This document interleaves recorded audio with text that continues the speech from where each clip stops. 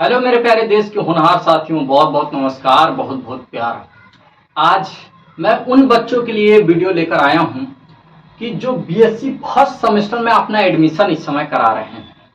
BSc में admission करा रहे हैं, बीएससी से अपना बीएससी करेंगे, एमएससी करेंगे, पीएचडी करने की सपना रखे होंगे।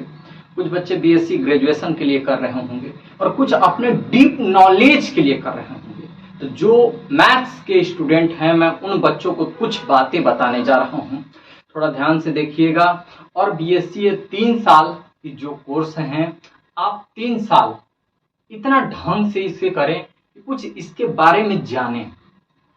बीएससी करने का हम सिंपल सी सेंस समझते हैं कि इसके बारे में किसी भी टॉपिक के बारे में आप डीपली नॉलेज लेने जा रहे हो, सिंपल सी कहानी समझते हैं।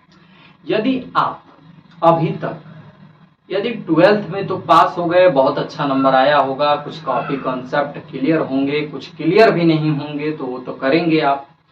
तो मैं कुछ कुछ बातें यहाँ पे आप लोग को इसलिए बताने आया हूँ कि यदि आप बीएससी फर्स्ट सेमेस्टर में हैं, मैथ्स लिए हैं, तो कुछ चैप्टर जो 11 12th के हैं पहले जाइए उसे कवर कर लीजिए। 1 हफ्ते समय लीजिए, उसको पहले कवर करिए, तब बीएससी का कोर्स को टच करिए। बहुत फील होगा, बहुत मजा आएगा, बहुत अच्छे से समझ में आएंगे चीजें। कोई भी चीजें को आपको रटना नहीं होगा, सिर्फ समझना होगा। अगर स्कूल कुछ कोचिंग्स होते हैं, कुछ चीजें होते हैं तो कमजोर बच्चे वहां पे दब जाते हैं। हालांकि कमजोर कोई नहीं है, लेकिन ध्यान रखिएगा, कमजोर वहां पे वो पड़ जाता है जिसकी मतलब जड़ मजबूत नहीं है। जड़ मजबूत मतलब 11 12th। मैं क्यों कहता हूं कि 11 12th को ढंग से पढ़िए, क्योंकि आगे की पूरी पढ़ाई यही तुम्हारा बेस है, इसी पे डिपेंडेंट है। तो मैं देखिए, जो आपका बीएससी फर्स्ट सेमेस्टर का जो आपका कोर्स होता है वो है differential calculus and integral calculus maths में। तो बीएससी में जो आपका फर्स्ट सेमेस्टर में है differential calculus and integral calculus, integral और डिफरेंशियल कैलकुलस के लिए सबसे जो इंपॉर्टेंट पार्ट है, मैं उस पर आज चर्चा करूंगा कि क्या क्या अभी तक आपको पढ़ने जरूरी है। देखिए, आप बीएससी फर्स्ट सेमेस्टर में एडमिशन लिए हैं तो भैया पहले आप इसे पढ़ना, क्योंकि हमें तो पता, थोड़ा सा फील भी होना चाहिए, आपको मजा भी आना चाहिए, तो चीजों को समझ में आएगा तभी मजे आएंगे पढ़ने में। देखिए, यदि आप क्लास 11th और क्लास 12th कुछ बुक्स को उठाइए और एक बार सेट थ्योरी का रिवीजन करिए। देखिए, जो कैलकुलस है, दोनों कैलकुलस के ही पार्ट हैं। अब कैलकुलस का जो न्यू है वो क्या है, ये 7 टॉपिक है। कैलकुलस का क्या न्यू है, तो ये है। यदि ये आपको समझ में आ रहा है तो समझ लीजिएगा कि मुझे इंटीग्रल कैलकुलस और डिफरेंशियल कैलकुलस पढ़ने में कोई दिक्कत नहीं होगा।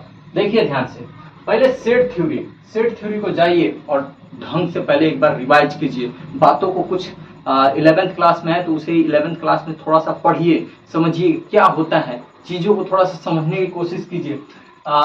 इसके बाद देखिए relation function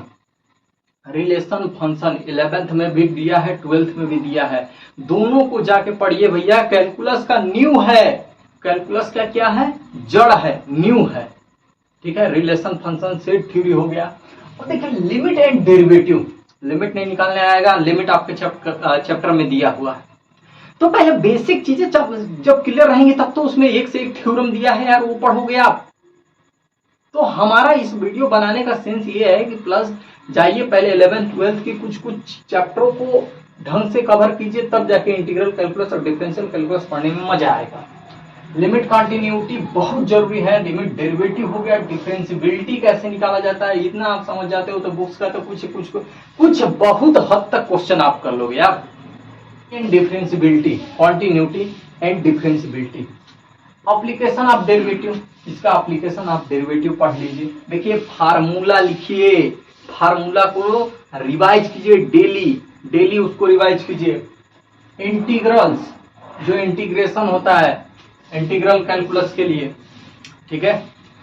application of integral, यानी जितने भी ये बातें मैंने बताए यहाँ पे, जितने भी ये 7 चैप्टर्स का नाम मैं लिखा हूँ, जाइए एक बार अच्छे से पढ़िए। इसके बाद हम डिफरेंशियल कैलकुलस और इंटीग्रल कैलकुलस को पढ़ेंगे तो बहुत अच्छे से समझ पाएंगे, एक एक बातें समझ में आएंगी। लेकिन बच्चे क्या होता है, कुछ बच्चे बोलते हैं कि सर हमें तो कोचिंग में तो कुछ लोग तो फॉर्मेलिटी पूरा करने जाते हैं, कुछ बच्चे होते हैं कि अरे यार समझ में नहीं आता है, तब वो उसको रटते हैं। भैया रटना नहीं है, बीएससी में आप आए हैं तो कुछ करने आए हैं। इस बात को हमेशा याद रखिएगा कि बीएससी करने का मतलब ये होता है कि आप उस सब्जेक्ट में पर्टिकुलर कुछ कर रहे हो तो कुछ करो,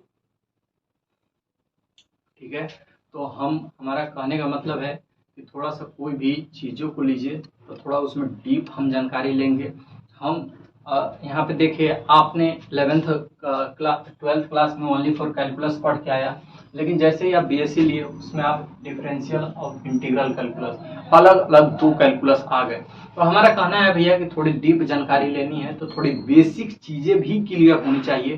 तो मैं ये बेसिक चीज़ें को बताने के लिए आप लोग के सामने आया था कि इस चैप्टर को फिर से एक बार जाइए, थोड़ा सा टच कीजिए, कुछ इंट्रोडक्शन ही कहानियाँ कुछ देखिए, लेकिन देखिए एक बार। और मैं बता दूं कि सेट थ्योरी और रिलेशन फंक्शन का कुछ कॉन्सेप्ट यहाँ पे मैंने दे रखा हूँ, और जाइए आप देख सकते हैं। अभी तो मेरा पूरा वीडियो कंप्लीटेड अपलोड नहीं है, बट प्रयास कर रहा हूँ कि बहुत जल्दी अपलोड करूँ। और बीएससी की भी क्लासेज इस प्लेटफॉर्म पे चलेगी।